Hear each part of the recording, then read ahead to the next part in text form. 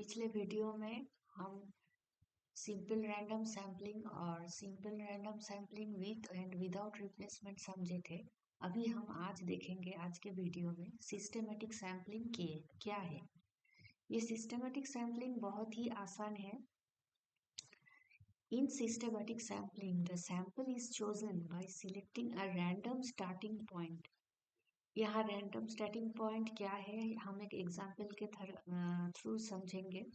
And then picking every kth, k is the sampling interval unit in succession from the sampling frame. The sampling interval k is the ratio of population size capital N to sample size small n. हम ये क्या है population size और क्या sample size है पिछले video में discuss किए थे। Rounded to the nearest integer. Systematic sampling is of two types. Linear and circular systematic sampling. ठीक है, तो हम एक एग्जाम्पल के थ्रू समझने की कोशिश करेंगे। सपोज हमारे पास ऑडिट में 54,000 नंबर ऑफ वाउचर्स है। ये है हमारा पॉपुलेशन डेटा। ठीक है, अब वहाँ से हम सिलेक्ट किए हैं sample size n small n जो है 6,000 वाउचर, यानी कि out of 54,000 vouchers we have to select only 6,000 vouchers. Then how we will select and collect the vouchers? अब सैम्पल फ्रैक्शन के से डिनोट कर किए हैं यहाँ। k is equal to target population by sample size, यानी कि 54,000 bye 60,000 6,000 is equal to 9।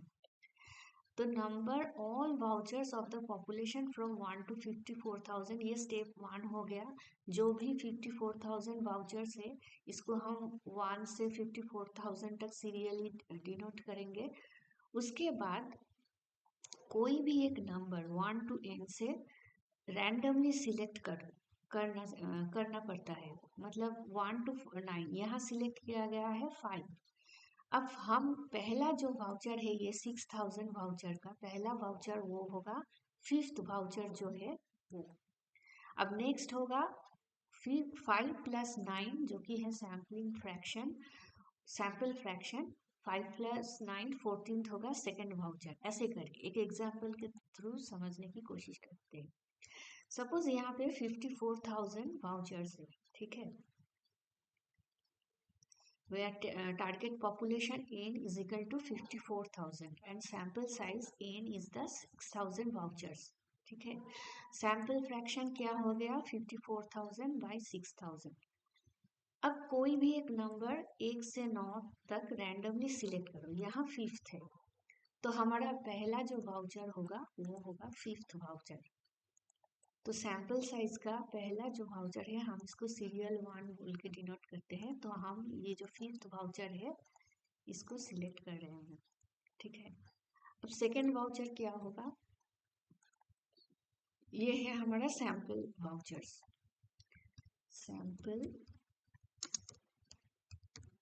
Selected vouchers. ठीक है, 5 + 9 = 14th, तो हम 14th वाउचर जो है इसको सिलेक्ट करेंगे as a second voucher. Third क्या होगा 14 + 9 = 23, यानी कि 23। ये हो गया हमारा सैंपल का थर्ड वाउचर। ठीक है, अब ऐसे करते करते 6,000 वाउचर्स हम सिलेक्ट करेंगे। नेक्स्ट क्या होगा 32,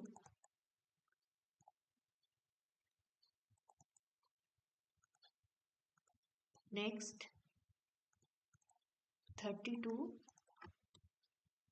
+ 9 यानी कि 41st वाउचर। ठीक है,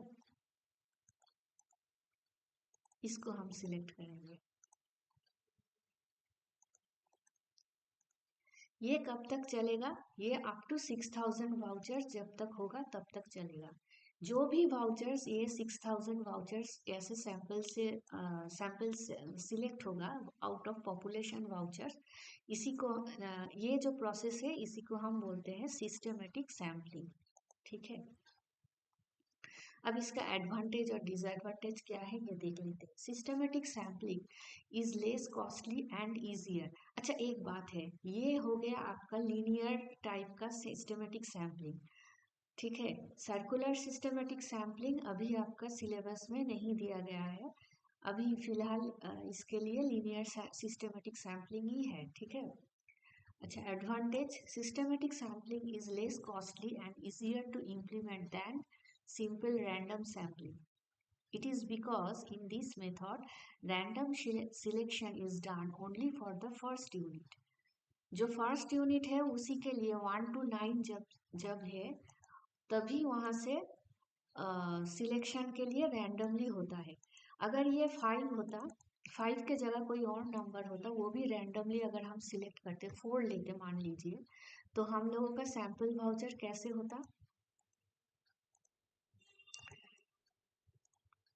पहला वाउचर हो जाता 4, ठीक है।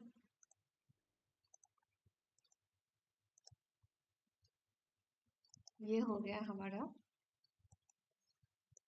पहला वाउचर। उसके बाद 4 + 9 13 हो जाता हमारा सेकेंड वाउचर। तो ये जो है प्रोसेस, इसमें सिर्फ रैंडमली हम पहला जो नंबर है 5 लेंगे या 4 लेंगे, 1 to 9 के बीच का जो भी नंबर है, इसी को सिर्फ रैंडमली सिलेक्ट करते हैं। उसके बाद तो बाकी का जो भी है वो तो +9 करके मतलब सैम्पलिंग फ्रैक्शन से ही आ जाएगा, ठीक है। यही बोल रहा है। It ensures representativeness across the list and is easy to implement. It can help eliminate cluster selection, that is selection of nearby units of the population. अब इसका डिसएडवांटेज क्या है, it works well only if the complete and up to date frame is available and if the units are randomly arranged in the frame. For this reason, the units are arranged in some order, say alphabetical, or in increasing or decreasing order of value before selecting a sample. If the population has a periodicity of the trait, this sampling technique may not give the representativeness sample. So, it should not be used if the population already has some pattern.